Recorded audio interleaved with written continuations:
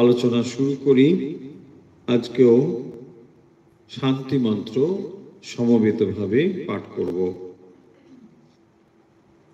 ওম ভাদ্রম কর্ণেভিঃ শৃণুয়াম দেবা ভদ্রম পশ্যেমাক্ষভির্যত্রা स्थिरैरङ्गैस्तस्तुवागं सस्तनूभिः व्यशेमते बहितं यदायुः। ॐ शान्ति शान्ति शान्तिः। শান্তি মন্ত্রে বলা হলো, হে দেবগণ, আমরা কর্ণসমূহের দ্বারা যেন কল্যাণ বাক্য শ্রবণ করি। হে দেবগণ, আমরা চক্ষু দ্বারা যেন কল্যাণকর বিষয় দর্শন করি। অচঞ্চল শরীর সহায়ে আমরা যেন দেবযজ্ঞ পরমায়ু প্রাপ্ত হই। আমাদের ত্রিবিধ বিঘ্নের শান্তি হোক। এই শান্তি মন্ত্র উচ্চারণ করে আমরা এখন মুন্ডক উপনিষদের তৃতীয় মুন্ডকের প্রথম খণ্ড, যা আমরা খানিকটা আলোচনা শুরু করেছি ইতিমধ্যে, সেই অংশই আজ আমরা আলোচনা করব।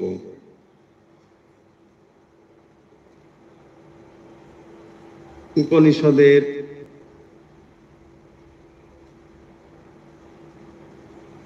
প্রথমের দিকে অপরাবিদ্যার বিষয় আলোচনা করবার পরে উপনিষদ ক্রমশ পরাবিদ্যা এবং পরাবিদ্যার গভীরতা এই বিষয়ে যে সমস্ত মন্ত্র রয়েছে সেই বিষয়ে এখন আলোচনা করছেন। প্রথমের দিকে, অর্থাৎ এই উপনিষদটির প্রথমের দিকে অপরাবিদ্যা বিষয়ে খানিকটা আলোচনা হয়েছিল এবং এই অপরাবিদ্যার দ্বারা বিশেষত যাগযজ্ঞ বিষয়ে যে সমস্ত উপদেশ বেদে রয়েছে তা দেখানো হয়েছে এবং কর্মের ফল কতদূর হতে পারে সে কথাও সেখানে উল্লেখ করা হয়েছে। এবং তারপরে পরাবিদ্যা, আত্ম বিষয়ক যে বিদ্যা, তার গভীর থেকে গভীরতর বিষয়ে এখন উপনিষদ প্রবেশ করছেন। তাই আমরা যখন তৃতীয় মুন্ডকে এসেছি, তখন তৃতীয় মুন্ডকের যেসব মন্ত্র আলোচনা করতে বা ভবিষ্যতে আলোচনা হবে, এই মন্ত্রগুলো কিন্তু অত্যন্ত গভীর ভাবব্যঞ্জক। কারণ ধরে নেওয়া হচ্ছে যে এই পর্যন্ত যারা পাঠ করছেন তাদের এই বিষয়ে যথেষ্ট আগ্রহ রয়েছে। তাই উপনিষদ এখন চেষ্টা করছেন এই বিষয়ের গভীরে প্রবেশ করতে।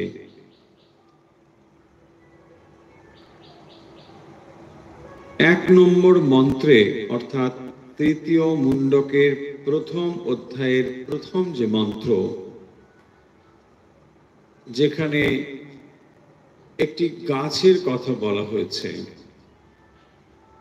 এবং সেই বৃক্ষে দুটি পাখি এই উপমা বা একটি রূপক আমাদের সামনে উপস্থাপন করা হয়েছে।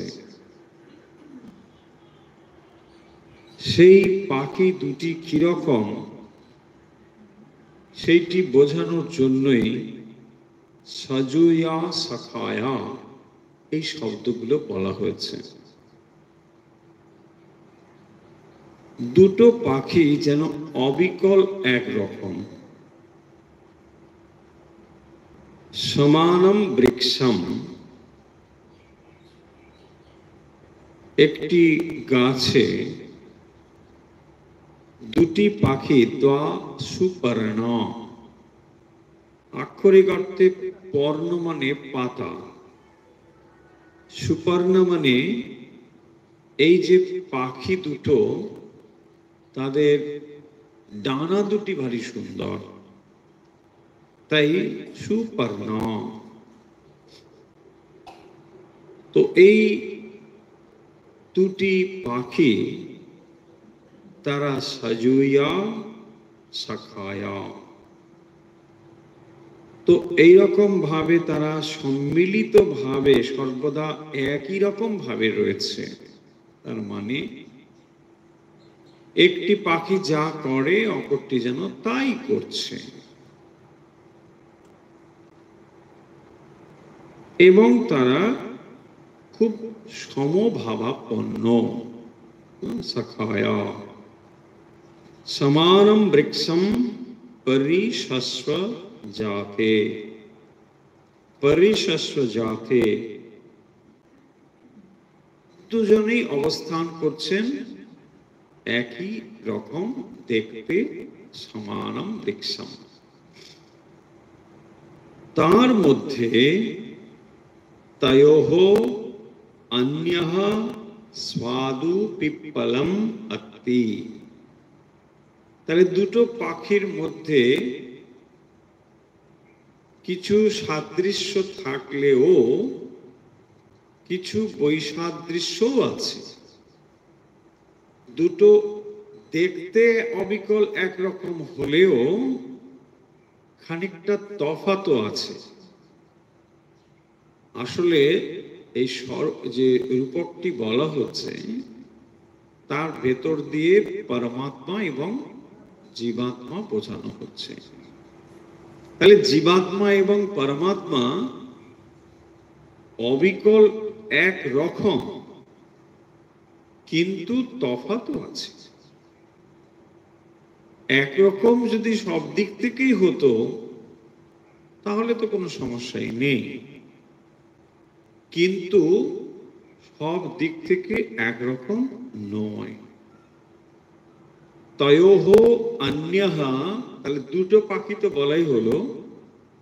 তয়োঃ অন্যঃ, তয়োঃ মানে দুটোর মধ্যে একটি স্বাদু পিপ্পলম, স্বাদু মানে নানা রকম স্বাদ যুক্ত, স্বাদু।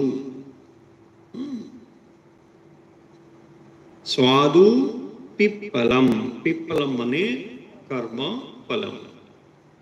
তো সেই কর্মফলগুলো কখনো ভালো, কখনো বা মন্দ, কখনো দুঃখযুক্ত, কখনো সুখযুক্ত। এইরকম যে নানা কর্মফল অতি ভোগ করে, তাহলে তার মধ্যে একটি পাখি যে কর্মফল ভোগ করে, অন্য অনস্নন অভিচাকশীতি। দেখুন, দুটো পাখির মধ্যে অবিকল দুটো এক রকম, কিন্তু এদের মধ্যে তফাৎ রয়েছে। তয়োঃ অন্যঃ সাধু পিপ্পলম অত্তি, তয়োঃ অন্যঃ স্বাদু পিপ্পলম অত্তি। তাহলে একজন কর্মফল ভোগ করছে মানে কি? তার মানে সে এই সংসারের সুখ দুঃখের সঙ্গে যুক্ত রয়েছে। আর একজন, এই যে তারপরে বলছেন অন্যঃ অনশ্নন, আসনন অনশ্নন, তিনি কোনো কিছু খাচ্ছেন না, অনশ্নন। তাহলে একটি পাখি নানা রকম ফল গ্রহণ করছে, অন্য পাখি অনশ্নন, কোনো কিছু সে গ্রহণ করছে না। অথচ অভিজাগসিতি, কেবল দর্শন করছেন, তার মানে তিনি কেবল দ্রষ্টা রূপে বিদ্যমান, তিনি কেবল দেখছেন। দেখো তাহলে এই দুটোর মধ্যে এই হলো রূপক উপস্থাপন করে উপনিষদ আমাদের বোঝাচ্ছে যে এই দেহে সর্বব্যাপী পরমাত্মা রয়েছেন। দেহে রয়েছেন মানে পরমাত্মা হচ্ছেন সর্বব্যাপী, দেহ হচ্ছে তার থেকে সীমিত বা ছোট জিনিস। তখন যখন বলি দেহে পরমাত্মা আছে, আসলে পরমাত্মাতে দেহ আছে। পরমাত্মা সর্বব্যাপী, তার মধ্যে এই দেহ। এই দেহে অর্থাৎ দেহকে এখন যদি বৃক্ষ রূপে ধরা হয়, সেই বৃক্ষে একজন কর্মফল গ্রহণ করছেন আর অপরজন কোনো কিছু গ্রহণ করছেন না। এই কথা আমাদের নিশ্চয়ই বুঝতে অসুবিধে নেই, রূপক এর সাহায্যে এটি বোঝানো হচ্ছে। আমরা অন্য সময় অন্য প্রসঙ্গেও একটি উপমা ব্যবহার করেছি, যেখানে আমরা দর্পণের উপমা নিয়ে এসেছিলাম। তো একটি দর্পণের সামনে যদি লাল ফুল রাখা হয়, দর্পণটিকে লাল দেখা যাচ্ছে। দেখো ভালো করে বুঝুন, ধীরে ধীরে বলছি। একটা আয়না, আয়নার সামনে একটা লাল ফুল রাখা হলো, আয়না অন্যত্র রয়েছে, লাল ফুলটা অন্যত্র। আয়না একটা আলাদা জিনিস, লাল ফুল একটা আলাদা জিনিস। আয়নার মধ্যে কোনো লাল ব্যাপার নেই, অথচ যখন আয়নাটিকে আমরা লাল দেখছি, তাহলে ওই ফুলটি তার উপরে প্রতিবিম্বিত হয়েছে, তাই আমরা আয়নাটিকে লাল দেখছি। অথবা দেখুন, এই একই উপমা, আয়না, তার সামনে আপনি দাঁড়িয়েছেন। আয়নার সামনে মানুষ সকলেই প্রায় দাঁড়ায়। তো আয়নার সামনে দাঁড়িয়ে আপনি নিজেকে দেখুন। আপনি হাত তুললে ওখানেও হাত তোলা দেখতে পাচ্ছেন, আপনি মুখ বেদম করলে ওখানেও সেটা দেখতে পাচ্ছেন, দাঁত চিটকুটি করলে তাও দেখতে পাচ্ছেন। দেখুন, যা যা আপনি করছেন একদম অবিকল ওখানে সেটাই দেখছেন। আপনি আয়না থেকে সরে এলে আর কিছু দেখা যাচ্ছে না, বা আয়নাটাকে আপনার থেকে দূরে সরিয়ে নিলেও কিছু দেখা যাচ্ছে না, অবিকল একই। কিন্তু দেখুন, একটি যখন ধরুন ব্রাশ করতে করতে আয়নার সামনে দাঁড়াচ্ছেন, একটিতে আপনি কি দেখছেন? ব্রাশ করা আপনি অনুভব করছেন, আমি ব্রাশ করছি। আর ওখানে দেখছেন যেটা কেবল ইমেজটা দেখছেন, ছবিটা দেখছেন, তাই না? দেখুন, দুটোর মধ্যে এই যে তফাৎ, এই তফাৎটা আমরা বুঝতে পারি না। তাহলে একটি একেবারে অবিকল দেখাচ্ছে ওখানে, আপনি যখন আয়নার দিকে দেখছেন অবিকল আপনাকে দেখাচ্ছে, এই তো আমার এটা এটা সব দেখছেন। কিন্তু তফাৎ হচ্ছে কি, একটিতে আপনি আছেন আর একটিতে আপনার প্রতিবিম্ব আছে। প্রতিবিম্ব যেটা রয়েছে সেখানে কি হচ্ছে, যেহেতু দেখুন দর্পণটিকে যদি আন্দোলিত করি, ধরুন ওখানে আয়নাটা আছে, আয়নাটাকে আমি নাড়াচ্ছি, এখন আপনি কি মনে করছেন? আপনি নড়ছেন? আপনি নড়ছেন না, আপনি স্থির দাঁড়িয়ে আছেন, দেখুন ধীরে ধীরে বলছি এই জন্য এগুলো বুঝতে হবে। আপনি দাঁড়িয়ে আছেন, আপনার সামনে আয়না, আপনি আয়নাটিকে কোনোভাবে নড়তে দেখছেন। অনেক সময় হয় না, হাওয়াতে আয়নাটা হয়তো ঝোলানো আয়না হলে নড়ছে, আপনি তখন অবাক হচ্ছেন, আরে আমি তো দাঁড়িয়ে আছি, আয়নাটা নড়ছে কি করে, বা আমাকে নড়তে দেখছি কি করে, তাই না? তার মানে আপনি স্থির থাকা সত্ত্বেও যেখানে প্রতিবিম্বিত হচ্ছে সেইটা নড়ছে বলে নিজেকে নড়ছি বলে মনে হচ্ছে, দেখুন, তাই না? এই যে স্থির যেটি, সেটি হচ্ছে দ্বিতীয় পক্ষী, আর যেটি নড়ছে ওই পক্ষীটি হচ্ছে সাধু পিপ্পলম আত্মি। ও কি রকম করছে না, নড়ছে টড়ছে, তো যেহেতু সে নড়ছে তখন তার ভেতরে নানা রকম সুখ দুঃখের অনুভব হচ্ছে। আয়নাটা যেমনই নড়ুক, দেখুন আপনি তো স্থির আছেন, আয়নাটা নড়ছে বলে আমি দেখে, যদি তৃতীয় কোনো চোখ দিয়ে দেখি, আমি কি দেখছি, আরে কি হচ্ছে, মানুষটা নড়ছে, কি হবে, ভূমিকম্প হচ্ছে, কি হচ্ছে, না না আমি তো ঠিকই আছি। আরে কি করে ঠিক আছেন আপনি মশাই, আমি দেখছি ওখানে এরকম হচ্ছে, হয় কি না? দেখুন ক্যামেরার ভেতর থেকে যারা দেখছেন এই মুহূর্তে, তারা এক অর্থে আপনি আমাকে দেখতে পাচ্ছেন, আবার দেখতে পাচ্ছেনও না, কারণ এখানে আমি রয়েছি, আপনি যেটা দেখছেন সেটা ইমেজ দেখছেন, ক্যামেরার ভেতর দিয়ে কেবল ইমেজটাই দেখছেন।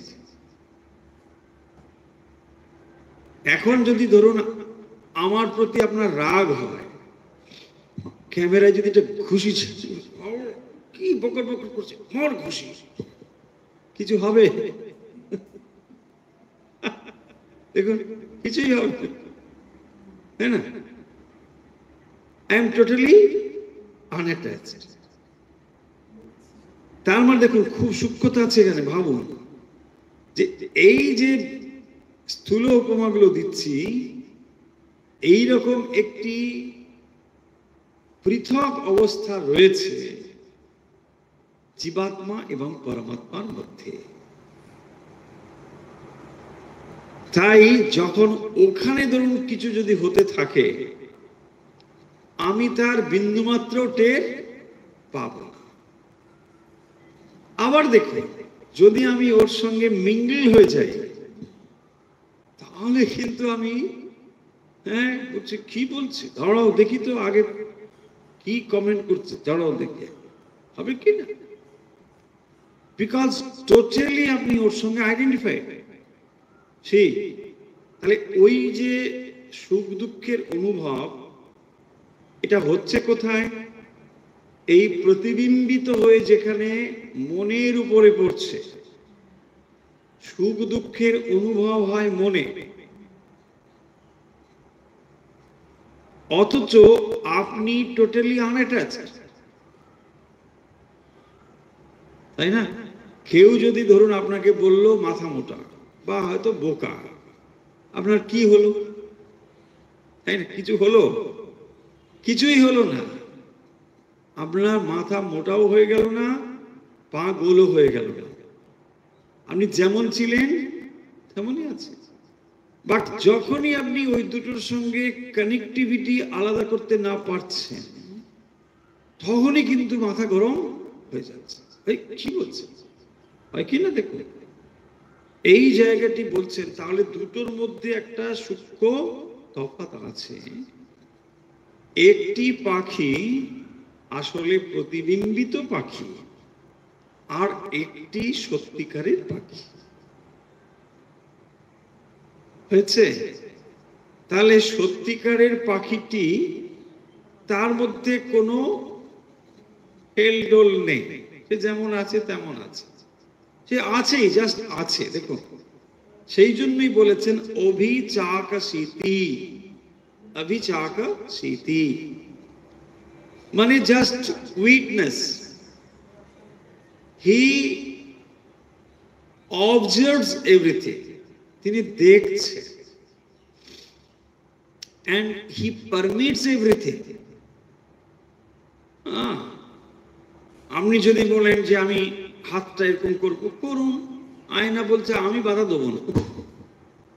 দেখুন, আপনি যদি বলেন আয়না তুমি আমি হাতটা তুললাম কেন বললে তুমি, আরে ভাই তুমি তুলছো তোলো না, কি সমস্যা আছে? আমি তো কেবল রিফ্লেক্টার, তো আমার ওখানে আমার কিছু অসুবিধা, তুমি হাত তোলো, তুমি নাচো, যা খুশি করো, আমার কি সমস্যা? দেখুন, মুভিতে যখন আমরা ছবি দেখি ব্যাপারটা কিন্তু ওই রকমই। আপনি মশাল নিয়ে দেখছেন টিভির মধ্যে কাউকে, আশঙ্কা হচ্ছে এটা টিভিটা না পুড়ে যায়, কেন? মশাল নিয়ে ঢুকলো, তাই না? কিন্তু আপনি যেহেতু জানেন আমি ছবি দেখছি, কোনোভাবে আপনার ভয় হচ্ছে না যে টিভির পর্দাটা পুড়ে যাবে। কিন্তু দেখুন, যদি এইটি না জানে কোনো বাচ্চা, এইরকম ইনোসেন্ট বাচ্চা পাওয়া খুব সমস্যা আছে। যদি এরকম বাচ্চা কেউ প্রথম দেখছে, সেটা কিন্তু ভয় পেয়ে যাবে, কি ব্যাপার, হ্যাঁ টিভিটা পুড়ে যাবে কেন, ওনা ওখানে করছে, হচ্ছে না। এই যে দুটো জিনিস, এটা কি এখানে বলছেন? দ্বাসুপর্ণা সজুজা সখায়া সমানম বৃক্ষম পরিশস্বয়াতে। এক পাখি, সে নানা রকম ফল ভোগ করে চলেছে, কর্মফল, অথচ আর একজন কোনো ফল না গ্রহণ করে সে কিন্তু শান্ত হয়ে আছে। প্রথমে আপনার মাথাতে এই আইডিয়াটা দিয়ে দাও। দেখুন, এই বৃক্ষের ধারণা ভগবত গীতাতেও পড়েছে, তাই না? সেখানে আছে।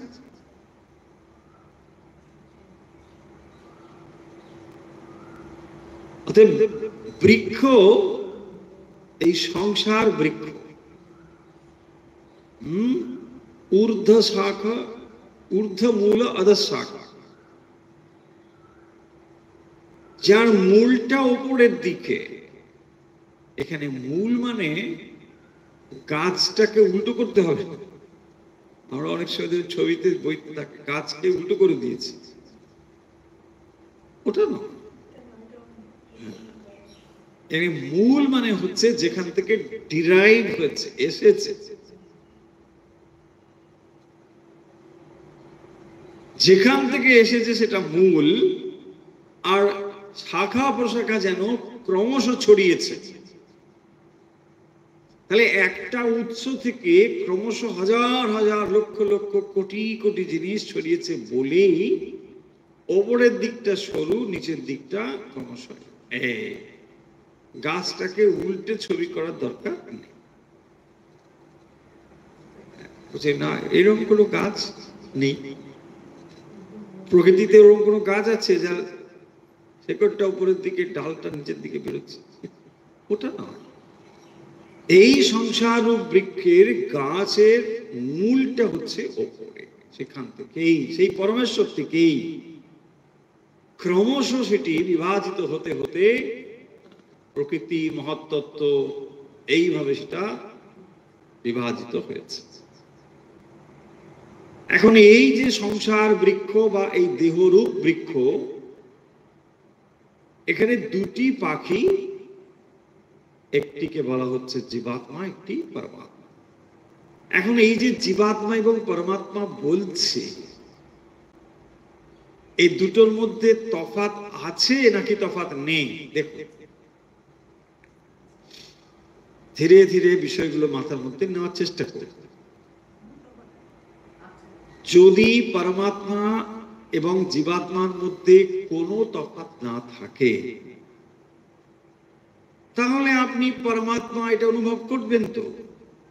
আমি সেই পরম তত্ত্ব, আমি ঈশ্বর, আমি ভগবান, যা কিছু বলবো তা তো আপনি করছেন না। তাহলে তফাৎ আছে।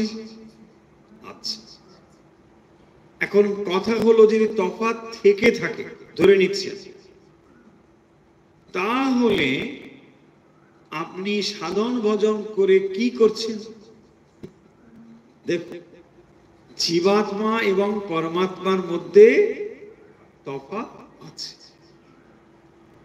জীবাত্মা একটি, পরমাত্মা আরেকটি। তাহলে যদি এই তফাৎ থেকে থাকে, তাহলে আপনি সাধন ভজন করে কি করছেন, কেনই বা করছেন, লাভই বা কি? তফাৎ তো থাকছে, আপনি জীব, ব্যাস। হ্যাঁ, কি হলো?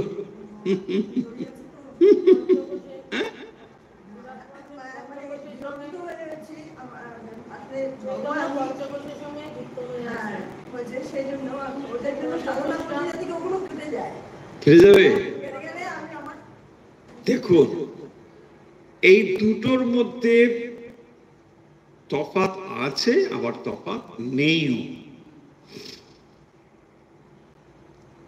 যাকে আমরা পরমাত্মা বলছি, সেই পরমাত্মা বিষয়টি এমন নয় যে একটি খণ্ডিত জিনিস, একটি ইনফিনিট, অসীম, অনন্ত। তাহলে অসীম অনন্ত কখনো দুটো হতে পারে না, সেটি একটি হবে। সেই অসীম অনন্ত একটি মানে আপনার আত্মা আমার আত্মা আলাদা নয়।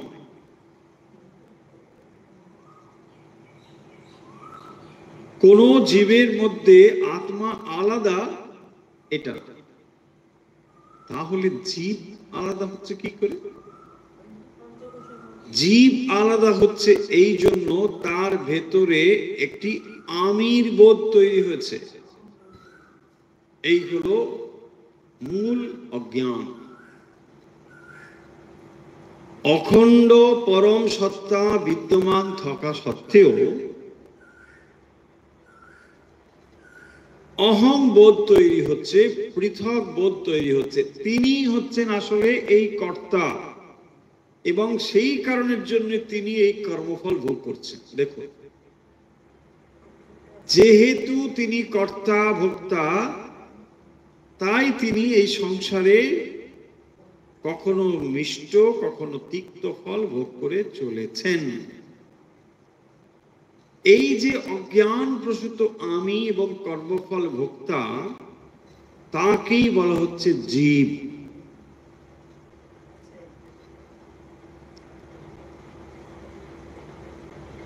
অথচ এই জীবত্ব তার অজ্ঞান প্রসূত।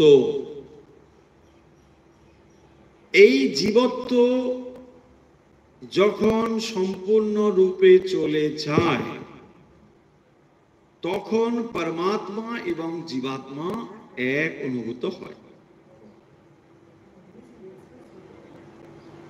জীবাত্মা এবং পরমাত্মার মধ্যে তত সময় তফাৎ আছে যত সময় অজ্ঞান রয়েছে। অজ্ঞানের ফলে দুটো বলে মনে হচ্ছে।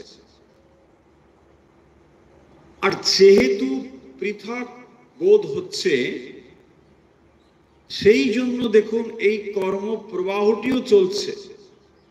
অজ্ঞান হেতু ভেতরে অপূর্ণতার ভাব তৈরি হয়েছে, এবং তার ফলেই কর্ম প্রবৃত্তি কাজ করছে। আমি এইটা করব, এর দ্বারা এই প্রাপ্ত হব, এই জিনিসটি কাজ করছে।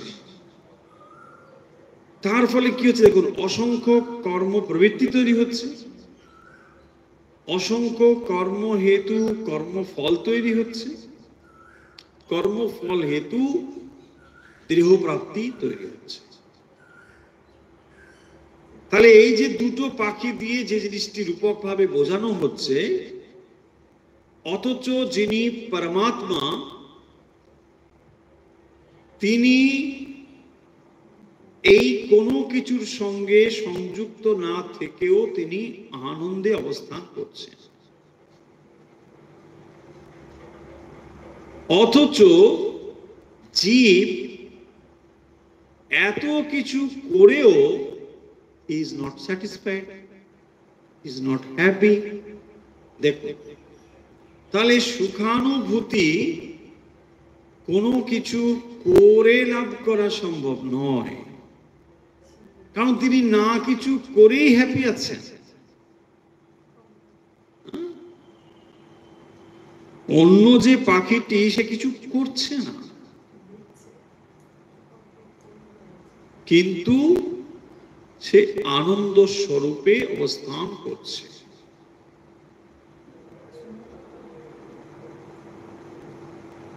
জীব এই অনুভব করতে করতে সুখ এবং দুঃখের একটু একটু করে এই পরমাত্মার সন্নিকট হয়। যদিও পরমাত্মা তার সব থেকে কাছে, তবুও ওই দিকে তার দৃষ্টি না থাকার ফলে সেই বিষয়ে তার কোনো জ্ঞান হয় না। ওই জিনিসটিকে বোঝানো হচ্ছে যে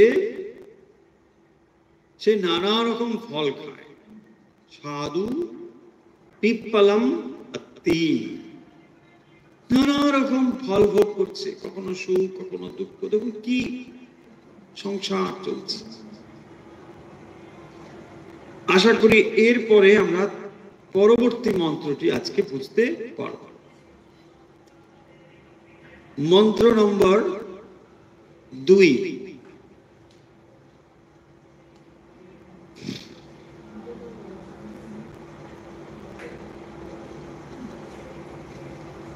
সমানে বৃক্ষে পুরুষো নিমগ্ন अनिशया शोचति मुह्यमानः जुष्टं यदा पश्यत्यन्यमीशः अस्य महिमानमिति बीतशोकः। আমরা ধীরে ধীরে অর্থগুলো দেখার চেষ্টা করছি। দেখুন, আগের মন্ত্রে সমানম বৃক্ষম বলা হয়েছিল, সেই কথা এখানেও বলা হচ্ছে সমানে বৃক্ষে পুরুষ নিমগ্নঃ। পুরুষ নিমগ্নঃ, এই পুরুষটিকে, পুরুষ মানে হচ্ছে জীব, যে নানা রকম ফল ভোগ করে, সেই জীব। সেই জীব কি করছে? একই দেহরূপ বৃক্ষে পুরুষঃ নিমগ্নঃ, নিমগ্নঃ অনিশয়া মুহ্যমানঃ শোচতি। এই পর্যন্ত আগে দেখি, তারপরের অংশটা পরে দেখছি। সমানে বৃক্ষে পুরুষ নিমগ্নঃ। তাহলে এই যে জীব, সে ওই একই গাছে থাকলেও নিমগ্ন হয়ে আছে। মগ্ন নিমগ্ন মানে এমন বিভোর হয়ে আছে যে সে কিন্তু আর অন্য কোনো দিকে দৃষ্টিপাত করছে না, নিমগ্ন হয়ে আছে। এবং তার অবস্থা কি? অনিশয়া।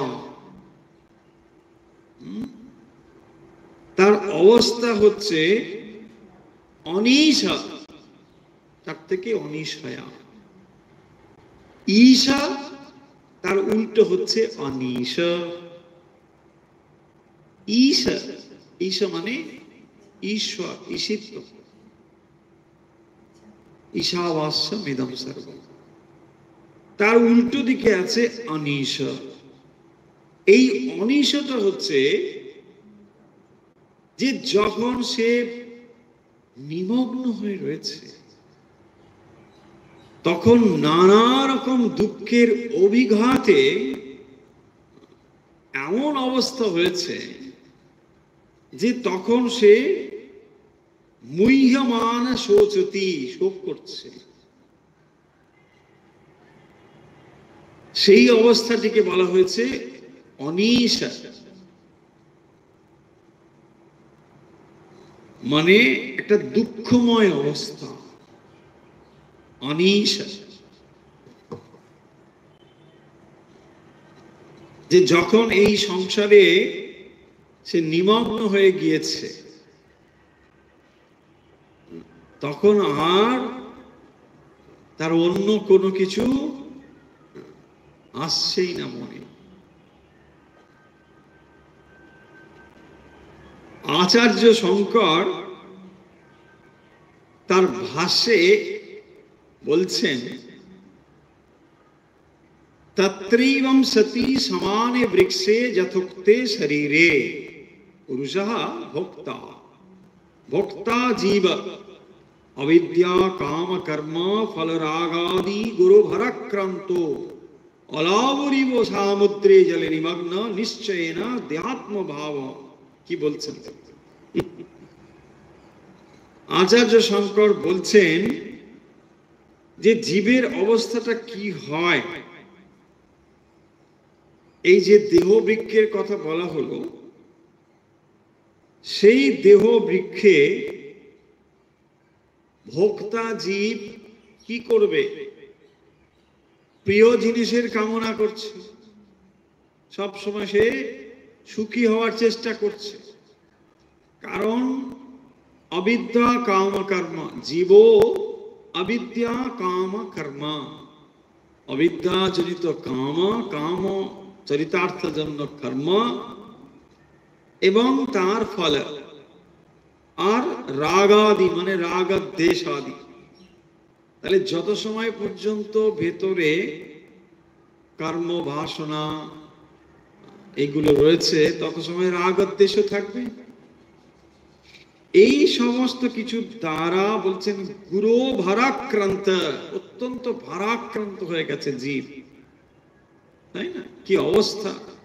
সংসার তার কাছে একটা বোঝা বলে মনে হচ্ছে। একটু পরেই আচার্য শঙ্কর বলছেন, অতঃ অনিশয়া ন কস্যচিৎ সমর্থ অয়ম, সে আর মানে পারছে না। পুত্র মম বিনষ্ট মৃতা মে ভার্যা কিং মে জীবন, আমার এই জীবিত থাকবারই বা কি প্রয়োজন আছে? মানে এত ভারাক্রান্ত অবস্থা। দেখুন কোথা থেকে হচ্ছে সব, সব অজ্ঞান জনিত। সে আসলে পরমাত্মা, পরমাত্মার অবস্থা কি হচ্ছে? দেহাত্ম বুদ্ধি জনিত অজ্ঞান থেকে সব হচ্ছে।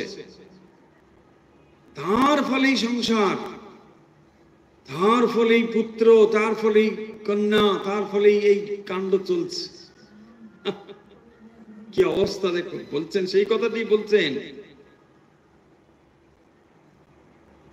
অলাবুরিব সমুদ্রে জলে নিমগ্ন।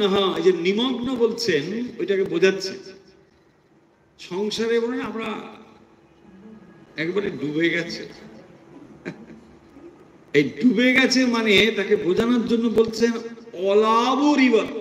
অলাবু মানে লাউ, তাদের লাউ, অলাবু। ইয়েস, অলাবু, অলাবু। অলাবুরিব সমুদ্রে জলে, সমুদ্রের জলে যদি এটা লাউকে আপনি দিয়ে দেন, কি হবে? ভাসবে, ডুববে, যা খুশি এরকম হচ্ছে। একটু এদিকে গেল, একটু সমুদ্রের জল না, ঢেউতেছে তো হাবুডুবু খাচ্ছে, তাই না?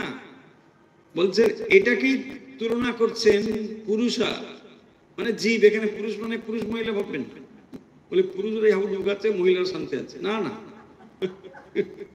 কেন আচার্য ভগবানের মন্ত্রে বলেছে না, পুরুষও নিমগ্ন, ও সেটা বুঝে পেরেছি, পুরুষ নিমগ্ন আছে, আমাদের কথা বলেনি, মহিলারা আমরা কিন্তু ভালো আছি, বলতে না না তা না।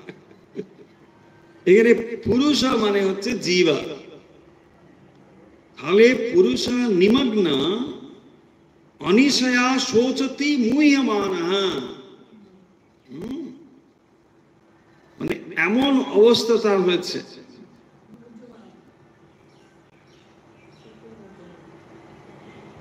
সে এই সংসারে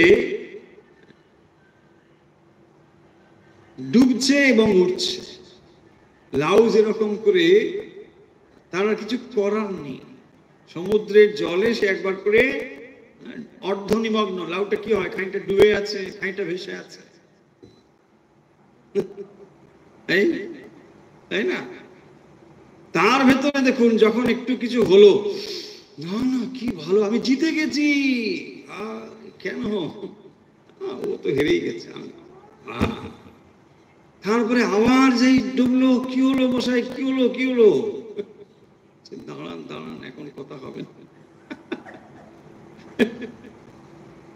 দেখুন কি অবস্থা, তার মানে এই নাকানি চোপনে আমরা খাচ্ছি, এটাই বলছেন, এই অবস্থায় চলছে, কিন্তু আমরা ভুলে যাচ্ছি যেই তার ভেতরে একটু মানে হলো, আর কথা হবে না, আমি মেরে দিয়েছি, কেন, আরে প্রচুর সুখ আর সুখ ভাই, আমি মোটামুটি মেরে দিয়েছি, কি মেরে দিয়েছি। তারপরে যেই আমার পরে ভাটার টানে বিপদ এলো, তখন চুপ করে গেল, কি ব্যাপার, না দাঁড়াও, এই তো কটা দিন, তারপরে দেখো না আবার কি মেরে দিল। দেখুন এই নিয়েই সংসার চলছে, এই চাকা চলছে, কি অদ্ভুত। এখানে বলছেন এই দেহই হচ্ছে আমি, এবং এইটি হচ্ছে মূল অজ্ঞান। সে কি করছে, আমি অমুকের পুত্র, তার নাতি, হ্যাঁ, তার এই গুণ, সে সুখী দুঃখী, কত রকম চলছে, দেখতে সবই দেহ সঙ্গে সংযুক্ত। তাহলে এই দেহ আমি বোধ যতদিন থাকবে, ততদিন এই সংসারে আপনার সুখ নেই।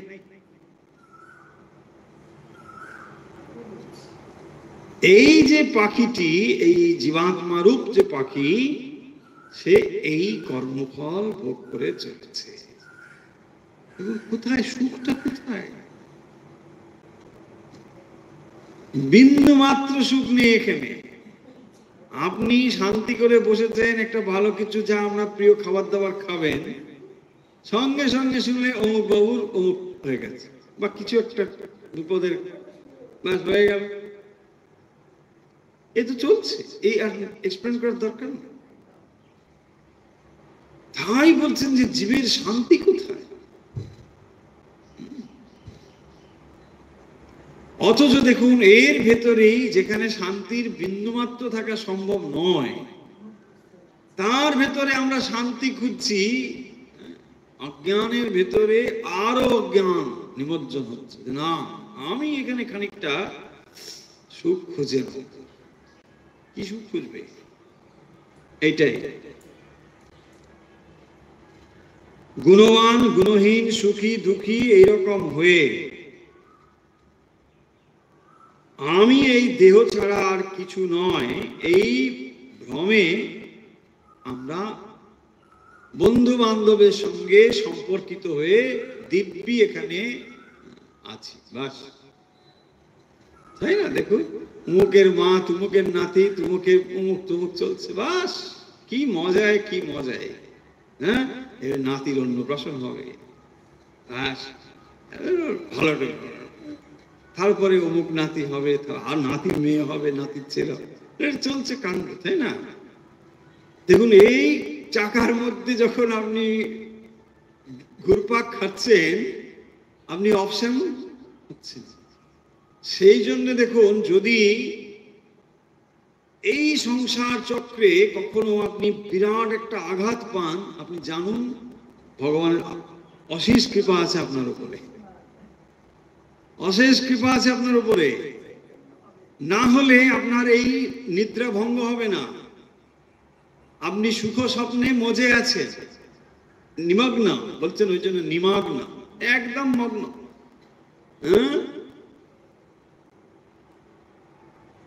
মনে আর অন্য কিছু নেই। ভাই একটু কথামৃত পড়ো, আরে কথামৃত আমি এখন কি রস নিগড়ে খাচ্ছি তুমি জানো? কথামৃত বলে কি হবে? ওসব ফালতু বুড়োদের গল্প, রস খাচ্ছে। খাও, খেতে খেতে যখন দেখবে একটা ধাক্কা খাবেই খাবেই, যদি খায় তাহলে বুঝবো ঠিক আছে, আর তা নাহলে এই ভ্রম ভাঙতেও বহু সময় লেগে যাবে। কারণ দেখুন, এখানে ধরুন আপনি কি করছেন, অনেক কিছু করে করে একটা বিরাট প্রগতি, বিরাট একটা কিছু স্বপ্ন সফল করেছে। এদের এই স্বপ্ন ভঙ্গ হওয়া কিন্তু কঠিন, হয়তো বেশ কয়েকটা জন্মই চলে যাবে। কারণ সে জানে আমি এই করি পাই, ওই করি করতে হবে, ওই ওই সংস্কার তৈরি হয়েছে, ওই করছে। ভগবানের কৃপায় যদি কোনোদিন একটা বিরাট বিপর্যয় নেমে আসে জীবনে, তখন সম্বিত ফিরলেও ফিরতে পারে। ভগবান এইরকম ভাবে প্রতিনিয়তই মানে এই কাণ্ড ঘটে চলেছে, আপনার সম্বিত যাতে ওইদিকে ফেরে। কারণ ভাবুন, যদি আপনি নানা রকম ভাবে এই রস পেতে থাকেন এখানে, সে নাম যশের দ্বারাই হোক, সম্পদ ব্যবহারের দ্বারাই হোক, বা আপনার পারিবারিক শান্তির দ্বারাই হোক, যাই হোক, এই মোহ যদি ভঙ্গ না হয়, আপনি তো মশাই আরো ভ্রমে পড়ে ওখানে 100 বছর কাটিয়ে দেবেন, তাই না? যেদিন সম্বিত ফিরলো সেদিন আর কিছু করার নেই। তাহলে আগে যদি হয় তাহলে বেশি ভালো। সেই জন্য জানবেন, দুঃখ ভগবানের দয়ার দান, দুঃখ ভগবানের দয়ার দান। আসলে তিনি দুঃখ দিয়ে বারবার আপনার কাছে এই সিগন্যালটি পৌঁছে দিতে চাইছেন যে তুমি তোমার জীবনকে পরিবর্তন করে এই দিকে ফেরাও, জীবনের গতি এই দিকে নিয়ে আসো। এই বার্তাই আসলে বারবার করে আপনার কাছে দেওয়া হচ্ছে। তাকে কেউ পজিটিভ ওয়েতে নিতে পারে, কেউ নিতে পারে না। কেন আমার এই হলো, কেন হলো, এটা ভালোভাবে নাও। এর ভেতরেই বার্তা আছে, ভগবান এর ভেতরেই বার্তা দিচ্ছেন, ওদিকে নয় এদিকে ফিরে এসো, তোমাকে আমি মুক্ত করে দিচ্ছি, সংসারের আঘাত থেকে, নানা কিছু থেকে মুক্ত করে দেবো, চলে আসো। অথচ দেখুন আমরা ওগুলোকে নিতে পারি না। কি হবে, কেন এটা হবে, আমার কেন হবে, তোমার কেন, সবারই হচ্ছে, হবেই, আজ না হয় 2 জন্মে 2 বছর পরে হবেই হবে, হতেই হবে। আর যদি হয় তবেই মঙ্গল। কারণ তোমার এই ভ্রম তো ভাঙতে হবে। দেখুন, এই দুঃস্বপ্ন ভাঙতে হবে, ভাঙতেই হবে। আর যত তাড়াতাড়ি এই স্বপ্ন ভাঙে ততই তো মঙ্গল। আপনি ধরুন শুয়ে শুয়ে একটা স্বপ্ন দেখছেন, এই আমি রাজা হয়েছি, মুখ হয়েছে, মুখ হয়েছে। আচ্ছা, এই করে যদি আপনি রাতটা কাটিয়ে দেন, কি লাভ আছে? বলছে না না, এই দুঃস্বপ্ন তোমার যত তাড়াতাড়ি ভেঙে যায় ততই ভালো। তা নাহলে তো আপনি মজে আছেন, তাকেই বলা হয়েছে নিমগ্ন।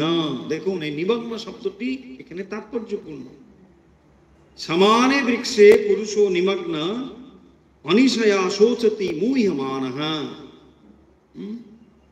অনিশয়া, তাহলে এই যে দীনতার ভাব, তাকেই বলা হয়েছে অনিশয়া, দৃঢ়তা, দৈন্য ভাব। যে পরমাত্মা বিদ্যমান, সেই পরমাত্মা বিদ্যমান থাকা সত্ত্বেও জীব যেন দীনতাগ্রস্ত হচ্ছে। ভাবুন একদিকে, যিনি সর্বজ্ঞ সর্বশক্তিমান, আত্মা, তিনি সর্বদাই বিরাজ করছেন, অথচ জীব অজ্ঞানবশত এই দেহকেই আমি বোধ করে নিমগ্ন হয়ে রয়েছে সংসারে। এইটাকেই বলা হচ্ছে এখানে।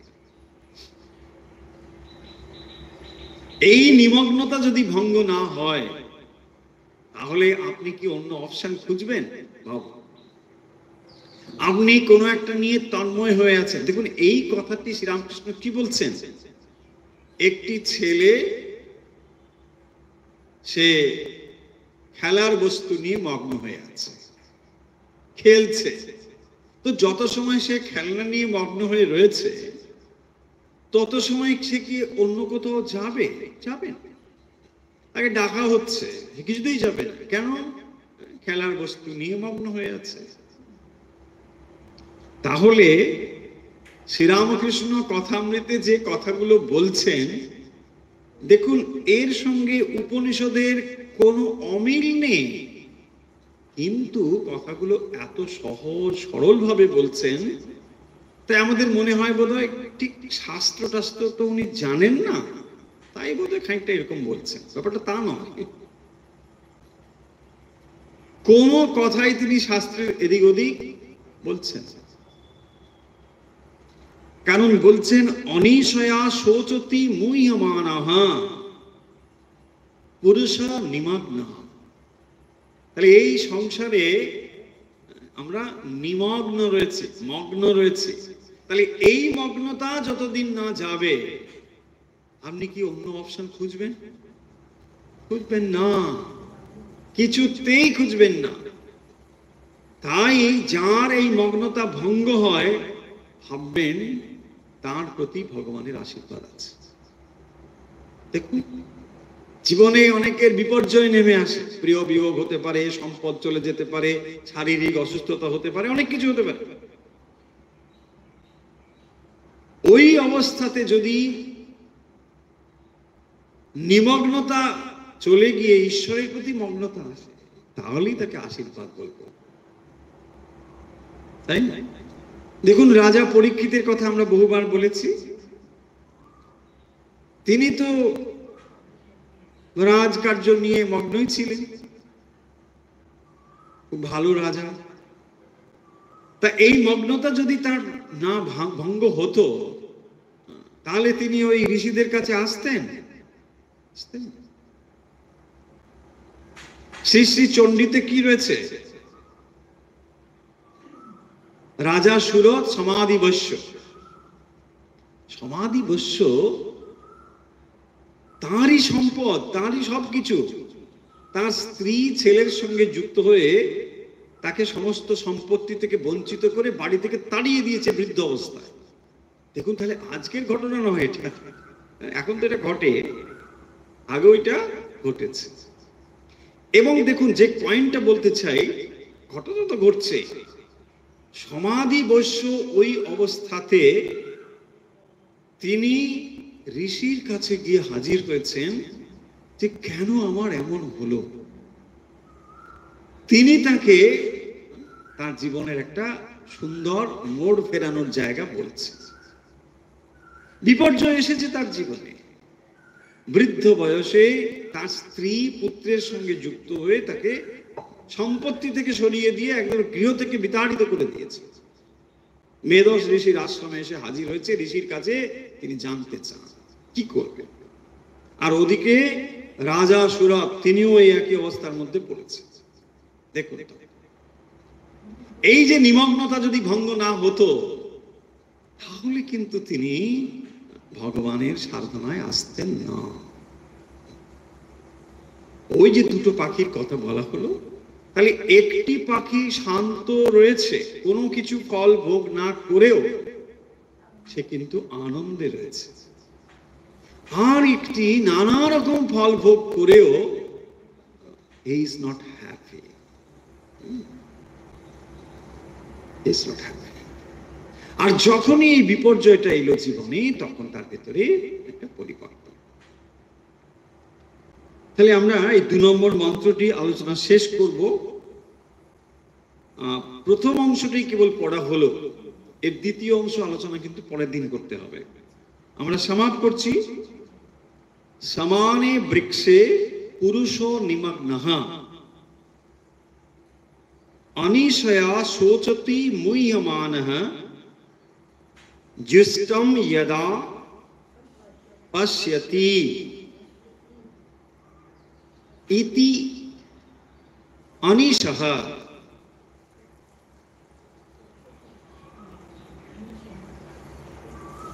अस्य महिमानमिति बीतशोकः महिमानं पश्यति अन्यं जुष्टं।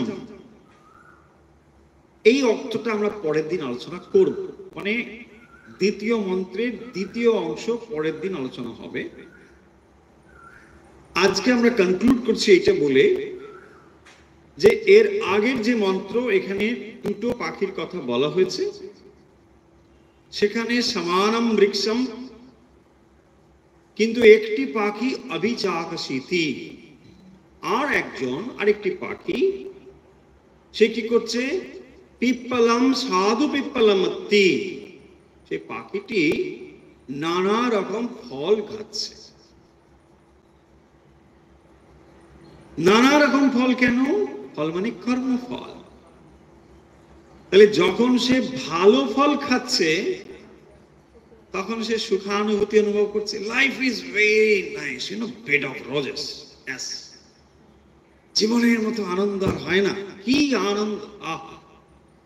আর যখন মুশরে পড়লো, একটা কিছু বিপদ এলো, ভগবান টগবান বলে কিছু নেই ভাই, সবই দেখলাম, তাই না? ওরা এত খারাপ কাজ করে, ভগবান ঢেলে দিচ্ছে। আমি রোজ ভগবানকে ডাকি, আমার কিছু কেন? ভগবানের সঙ্গে কি কন্ডিশন আছে? ফলে এগুলো বুঝতে পারি না। তাই কি হয়, আমরা কখনো সুখ কখনো দুঃখ এই অনুভব করে চলছি। ওটাকেই বোঝানো হয়েছে। তার মানে দেখুন, সুখ দুঃখের অনুভবটা কোনো কন্ডিশনাল নয়, এটাও একটা ব্যাপার, বুঝবে না? সুখ দুঃখ কোন বিষয়ের উপর নির্ভরশীল নয়, ব্যক্তির উপর নির্ভরশীল নয়, অবস্থার উপর নির্ভরশীল নয়, কোন কন্ডিশনাল নয়। কেন? স্বরূপ। এই সুখ হচ্ছে আপনার স্বরূপ, তারপরে নেচার। সেই জন্য ওই পাখিটি কোনো কিছু ফল না খেয়েও সে আনন্দের রয়েছে। মুন্ডক উপনিষদ এই দুটি পাখির উপমা অত্যন্ত সুন্দরভাবে উপস্থাপন করেছে। তার দ্বিতীয় মন্ত্রটি আমরা পড়লাম, যেখানে পুরুষ নিমগ্ন এবং অনিশয়া,